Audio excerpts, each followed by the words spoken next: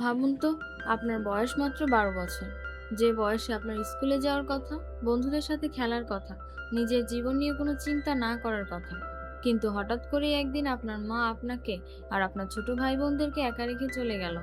ঘরে টাকা নেই, খাবার নেই, বাইরে কাউকে কিছু বলাও যাবে না, কারণ মানুষ জানতে পারলে আপনাদের সবাইকে আলাদা করে দেওয়া হবে। তখন আপনি কি করবেন?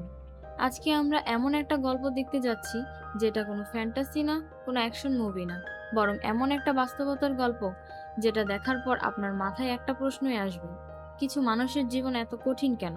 আজকের মুভির নাম নো বডি নোস। গল্প শুরু হয় জাপানের একটা ছোট্ট অ্যাপার্টমেন্ট থেকে। একদিন একজন মহিলা তার ১২ বছরের ছেলে আকিরাকে নিয়ে একটা নতুন বাসায় আসে। মহিলাটার নাম কেইকো। বাইরে থেকে দেখলে তাকে একদম সাধারণ একজন মা মনে হয়।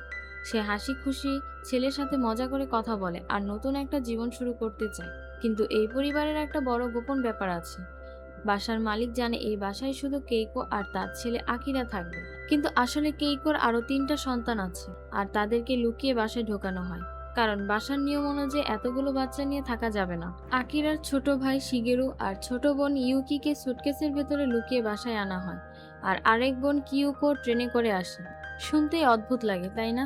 যে বয়সে বাচ্চাদের হাসি খুশি ভাবে নতুন বাসায় ঢোকার কথা, সে বয়সে তাদের নিজের অস্তিত্বটাই লুকিয়ে রাখতে হচ্ছে। কেউ বাচ্চাদের বলে দেয় তারা বাইরে যেতে পারবে না, বেশি শব্দ করতে পারবে না, এমনকি ব্যালকনিতেও যাওয়া যাবে না, কারণ যদি কেউ জানতে পারে তাহলে সমস্যা হবে।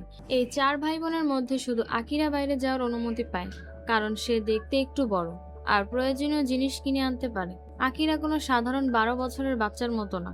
সে ছোট্ট বয়সে বড় মানুষের দায়িত্ব নিতে শিখে গেছে। মা যখন বাইরে যায়, আকিরাই ভাই বোনদের দেখাশোনা করে, খাবার বানায়, বাজার করে, সবার খেয়াল রাখে। প্রথম দিকে সবকিছু ঠিকঠাকই চলছিল। কেইকো কাজ থেকে ফিরে আসে, বাচ্চাদের সাথে সময় কাটায়, সবাই মিলে ছোট ছোট মুহূর্তে আনন্দ খুঁজে পায়। কিন্তু ধীরে ধীরে বোঝা যায় কেইকো আসলে দায়িত্বশীল মা না, সে নিজের জীবন নিয়ে বেশি ব্যস্ত। একদিন কেইকো আকিরাকে কিছু টাকা দিয়ে বলে সে কয়েকদিনের জন্য বাইরে যাচ্ছে। আকিরা এটা নিয়ে বেশি কিছু ভাবে না, কারণ আগেও এমন হয়েছে। সে ভাবে মা কয়েকদিন পর ফিরে আসবে, কিন্তু কয়েকদিন চলে যায়, তারপর কয়েক সপ্তাহ, তারপর কয়েক মাস। কেইকো আর ফিরে আসে না। ৪টা ছোট বাচ্চা একটা অ্যাপার্টমেন্টের ভিতরে একা পড়ে থাকে। সবচেয়ে ভয়ঙ্কর ব্যাপার হচ্ছে বাইরের পৃথিবীর কেউ জানে না তারা আছে। এখন সব দায়িত্ব এসে পড়ে মাত্র ১২ বছরের আকিরার কাঁধে। যে ছেলে নিজের স্কুলে যাওয়ার কথা, সে এখন একটা পুরো পরিবারের দায়িত্ব নিচ্ছে। সে হিসাব করে টাকা খরচ করে, কম দামে খাবার কেনে, ছোট ভাই বোনদের শান্ত রাখার চেষ্টা করে। কিন্তু সমস্যা হচ্ছে টাকা আস্তে আস্তে শেষ হয়ে যাচ্ছে। বিদ্যুতের বিল দেওয়া হয় না, গ্যাস বন্ধ হয়ে যায়, পানি বন্ধ হয়ে যায়। যে বাসাটা একসময় হাসি আর আনন্দে ভরা ছিল, সেটা আস্তে আস্তে একটা বেঁচে থাকার লড়াইয়ের জায়গায় পরিণত হয়। কিন্তু সবচেয়ে কষ্টের ব্যাপার হচ্ছে এই বাচ্চাগুলো তারপরও মাকে ঘৃণা করে না। তারা এখনো অপেক্ষা করে,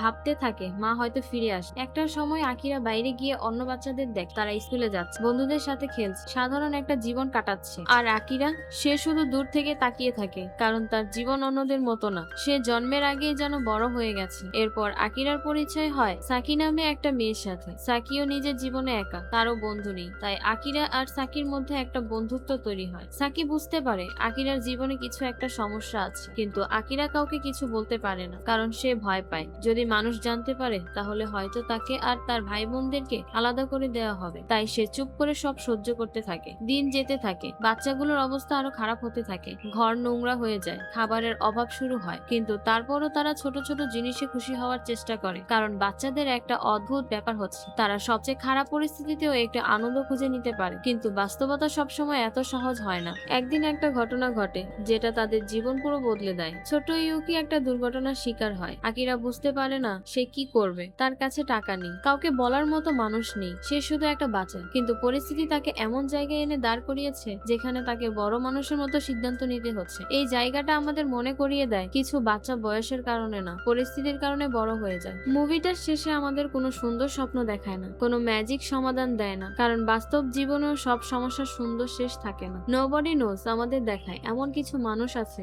যাদের কষ্ট সত্যি কেউ জানে না। আমরা প্রতিদিন হাজার হাজার মানুষের পাশ দিয়ে হাঁটি, কিন্তু আমরা জানি না তাদের জীবনের ভেতর দিয়ে কি চলছে। হয়তো যে মানুষটা আমাদের সামনে হাসছে, সে ভিতরে ভিতরে অনেক বড় একটা যুদ্ধ করছে। এই মুভির সবচেয়ে শক্তিশালী দিক হচ্ছে এটা আমাদের জোর করে কাঁদানোর চেষ্টা করে না, বরং খুব সাধারণভাবে একটা কঠিন সত্য দেখায় যে পৃথিবীতে কিছু বাচ্চা খেলনা নিয়ে বড় হয় আর কিছু বাচ্চা দায়িত্ব নিয়ে। নোবডি নোজ শুধু ৪টা বাচ্চার গল্প না, এটা সেই সব মানুষের গল্প যাদের কষ্ট সত্যিই কেউ জানে না।